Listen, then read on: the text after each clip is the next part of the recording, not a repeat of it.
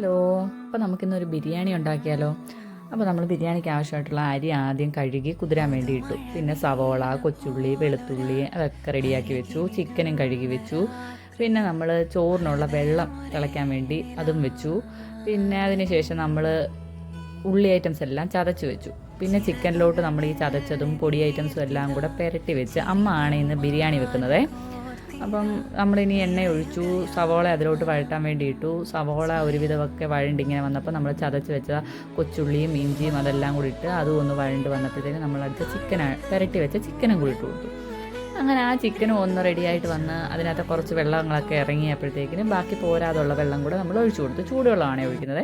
അങ്ങനെ അതും അടച്ച് അങ്ങോട്ട് മാറ്റി വെച്ചു. ഇനി നമ്മുടെ റൈസ് വേവാനുള്ള വെള്ളം തിളച്ച് വന്നിട്ടുണ്ട്. അപ്പം നമ്മൾ ആ വെള്ളത്തിലോട്ട് കുറച്ച് മഞ്ഞപ്പൊടിയും ഇട്ട് കൊടുത്തിട്ടുണ്ട്, ചോറിനൊരു കളർ കിട്ടാൻ വേണ്ടിയിട്ട്.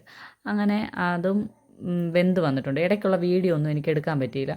അപ്പോൾ നമ്മുടെ റൈസും ഇവിടെ വെന്ത് വന്നു. അത് നമ്മൾ മറ്റൊരു പാത്രത്തിലോട്ട് മാറ്റി വെക്കുവാണേ. അങ്ങനെ പിന്നെ നമ്മൾ അതും മാറ്റി വെച്ചു. അപ്പോഴത്തേനും നമ്മുടെ ചിക്കൻ കറി മസാല റെഡി ആയിട്ടുണ്ട്. പിന്നെ നമ്മൾ അണ്ടിപ്പരിപ്പ് മുന്തിരിയൊക്കെ വറുത്ത് കോരിയിട്ടു. പിന്നെ ദം ചെയ്യുന്ന വീഡിയോ ഒന്നും എനിക്ക് എടുക്കാൻ പറ്റിയില്ല. ബിരിയാണിയൊക്കെ നമ്മൾ അടിപൊളി സെറ്റാക്കി വെച്ചു. പിന്നെ അപ്പം വീഡിയോ കണ്ട എല്ലാവരും എനിക്കൊന്ന് ലൈക്ക് ചെയ്ത് സബ്സ്ക്രൈബ് ചെയ്യണേ.